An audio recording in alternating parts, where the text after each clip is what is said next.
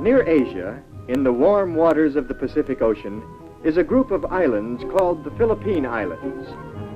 If you wanted to visit someone living in the Philippine Islands, you would probably go first to Manila, the biggest city in the Philippines. From Manila's harbor, you might walk along the busy streets into one of the city's modern shopping districts. Here are city people you might like to visit. Or perhaps you'd like to go outside the city of Manila, away from its big buildings and harbor, and out to the peaceful farm countryside of the Philippines. Here one morning you might find farm people you'd like to visit. People like this man on the water buffalo. If we could spend a day with him, what do you suppose he'd tell us about the Philippines? Let's listen to him. We always get ready for work early, while the day is cool in my village. My barrio, as we call it. I see my neighbor Pablo is getting ready to go to his rice fields.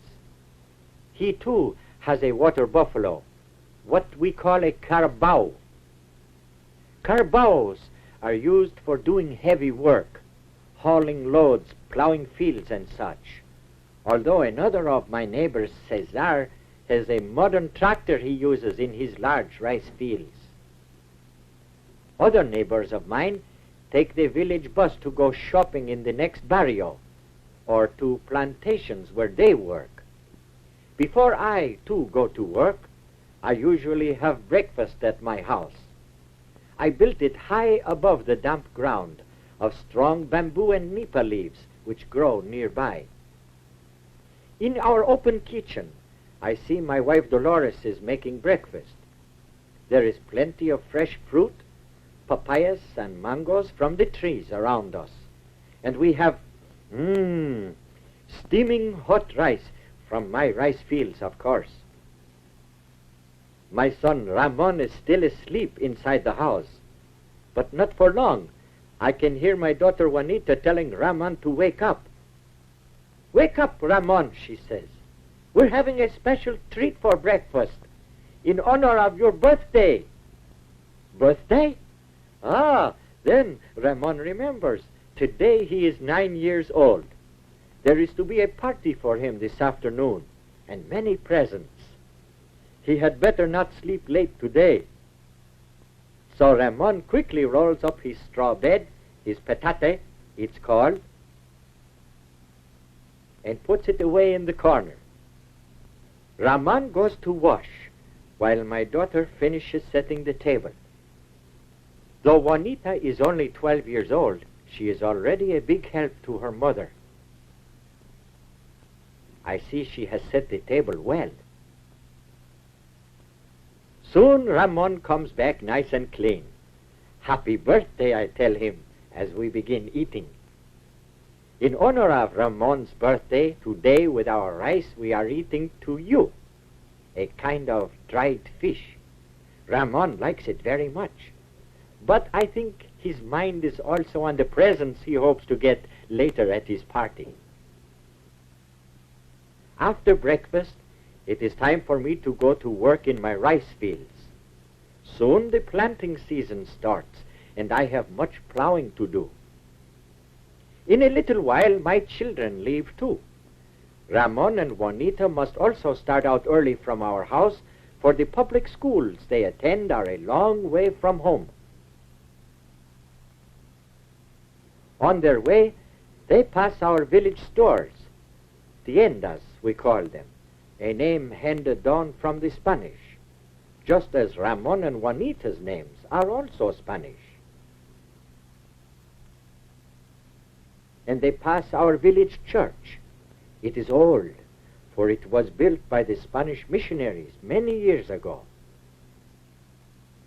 At last they come to Juanita's school, the public high school she attends with her girlfriends. Before their classes begin, they like nothing better than a game of luksong lubid, what you might call jump rope. Before his classes start, Ramon likes to play too. At his elementary school, tug of war is a favorite game. Today, Ramon is the leader of his team. Later in class, Ramon is taught many subjects. One of his favorites is geography. In the classroom, English is spoken, and it is one of the main languages we use. Today, Ramon has a question about the United States. His teacher shows him the United States on the map of North America. In the meantime, in her high school, Juanita studies many subjects too. In home economics, she learns to sew fine patterns and do fancy stitching. Embroidery like this was first taught us by the Spaniards, and today it is an art many of our Philippine women are proud of. Meanwhile, my wife Dolores is finishing her shopping in our barrio. At the village stores, the tiendas, she can buy many of the things we do not make at home. Today she needs some seasoning to cook the food for Ramon's party. Then, her shopping done, my wife comes back home to start the cooking. At 12 o'clock, my children are out of school for the day. Other children will attend in the afternoon, but Ramon and Juanita now have work to do. Ramon will help me with the plowing, while Juanita comes home to help her mother. There is much to do to get ready for a party. First, Juanita sets the table. Later, she may take a turn at barbecuing the pig her mother has prepared. We call roast pig lechon. It is a treat we can afford only on special occasions. By late afternoon, Ramon and I have finished our plowing in my rice field. It must be ready for planting when our rainy season begins. The work has been hard for both of us and for my carabao. Now it is time to go home, so Ramon and I unhitch the carabao. Then we take him back to his place near the river. This is where he stays until I need him the next morning, deep in the cool, muddy water carabaos love so much. Then back we go, along the road to our village, to our house. There, look, Ramon, what a sight! Everyone is gathered for the party. Happy birthday, they all call, his aunts and uncles and cousins, and his school friends. Happy birthday, Ramon, they say. My Ramon is very pleased. What an honor to have so many people celebrate his birthday. Very politely, he kisses his grandmother's hand. She has a present for him, a pair of long pants, she says.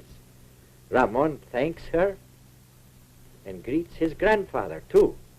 Grandfather also has a present for him. You see?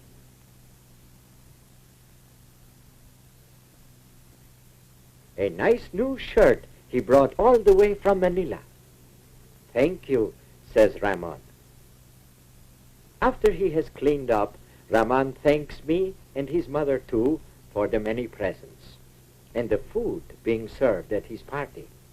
Everyone enjoys eating some rice with the many delicious fruits and vegetables from our garden.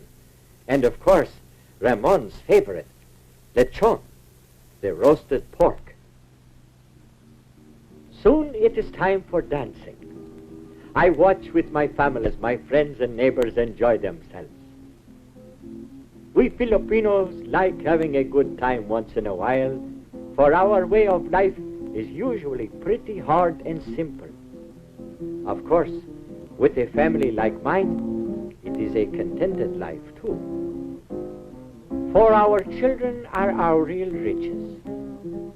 I work that tomorrow may be better for them, for my son Ramon and my daughter Juanita, so that they in turn will make a better life for themselves and for other families of the Philippines.